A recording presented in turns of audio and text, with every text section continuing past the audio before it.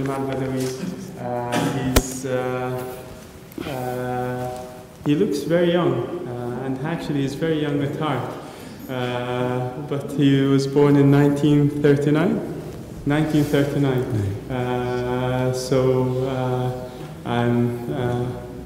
I'm like one of his children or his grandchildren even. He has 5 children and 18 grandchildren so far. So inshallah Azza wa Jal, that would increase and they would learn from his wisdom and his knowledge. We'll start with the questions and then I'll be handing the questions over to the floor. So what I have is I have a few questions to go through with Dr. Badawi, and from there I'll be handing it over to the floor to be asking him as hard questions as he can get. I don't think they'll be harder than the questions I've got here in front of me, but we'll see how we get on. Would you prefer to be standing? Yeah, maybe can ask you a question. Okay. Maybe you prefer for me to stand? I'm at your disposal. Yes. I think so. I can see you better also. That means I have to stand too. No, you don't have to. No. Because your question will be brief, my answer might take longer. So just you can sit and answer sitting. We'll start first with questions on, especially on the contemporary period. We had 9/11, and it is frequently argued that Islam is, we said at the start, Assalamu alaikum, Islam is about peace. And Muslims keep stressing that the essence of Islam is peace. However, there's a lot of bloodshed between Muslims and also non-Muslims. How can we reconcile the idea of peace together with this claim that there is already a lot of violence there? Okay. Number one, I want you to sit and relax so that everybody else is relaxed. And secondly, maybe I can use, I think I was told I have to use that mic also, right? Or the other one? This one will be easy. The other one? I'll use okay. This one. Sorry. So we can share it somehow. Okay. That's okay. Get double wired. Okay. For good cause, of course. Okay. Put that in your pocket. All right. And I'll use this. Well, first of all, I really appreciate your coming. And I do not agree with the exaggerated way I was presented. I'm only a common man who tried just to combine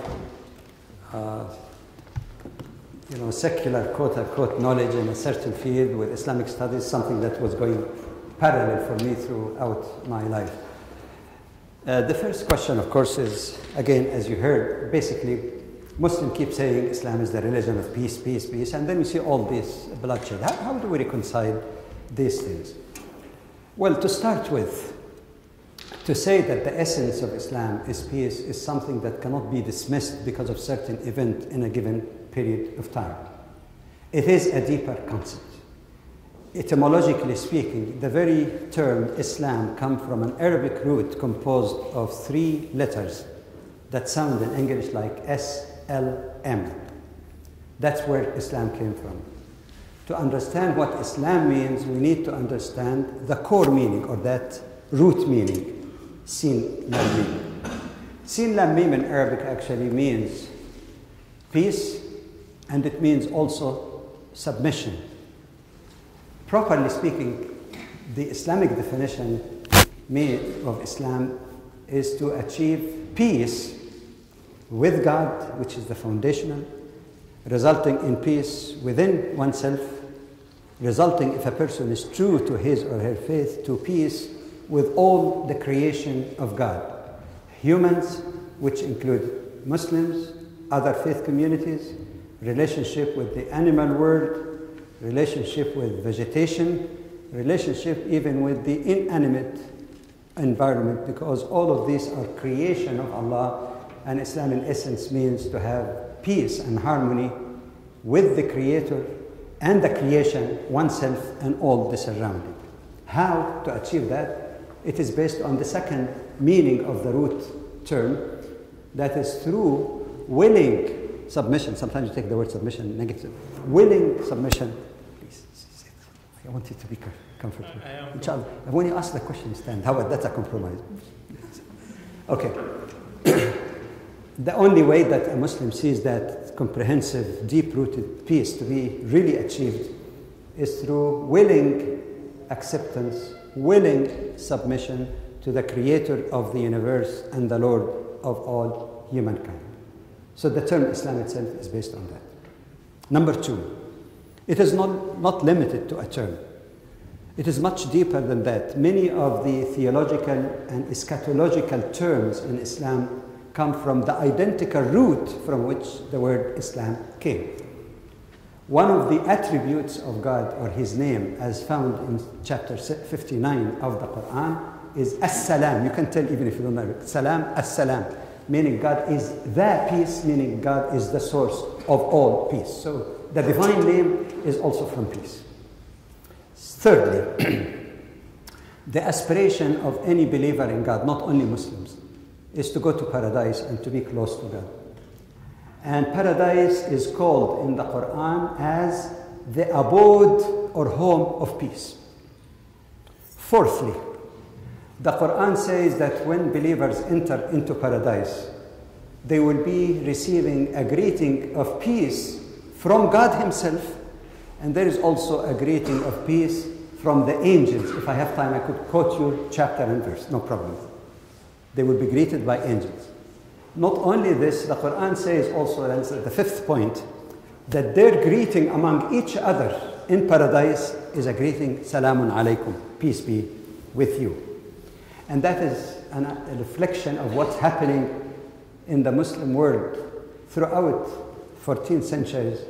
You go to any country, irrespective of linguistic background, anywhere in the world, the 1.6 billion Muslims, you can hardly find anyone from any linguistic background who would not understand when you tell him, Assalamu alaikum. It transcended all human languages. You go to speak in Urdu, it's in Urdu also, it's Assalamu alaikum. So it became perhaps the most common, frequently used, sensible greeting in the whole world. I know there is hi and hello, I don't know what they mean, but I know what peace be with you. You know something, I put on my answering machine, and I get calls from all people, English-speaking, Arabic-speaking, Muslim, other faith communities, because I'm involved in interfaith quite a bit. So I don't say hello. So the recording message, if you call me, say, Assalamu alaikum wa rahmatullah. May peace and mercy of Allah be with you. And please leave a message. And some people, if they call me while I'm home and I pick the phone, I say, Assalamu alaikum. And some people, what's that?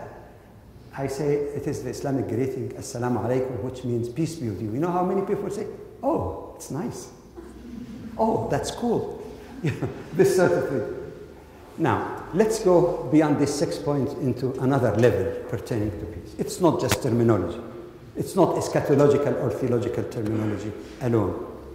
If you look at the supreme objectives of Islamic Sharia, the whole purpose behind Sharia, let alone this law and that law, the main objective, as discerned by scholars based on the Quran and the teaching of the Prophet, they put them into 5. To safeguard faith, meaning Muslims and others as well, to safeguard life, to safeguard the mind, to safeguard family, other extended to honor or human dignity in general, and to safeguard property. And if you look at this supreme objective of the whole message of Islam, they are actually rooted in peace. When you say safeguard peace, that you have the right to believe in what you want to believe, to worship in peace, your mind will be at peace.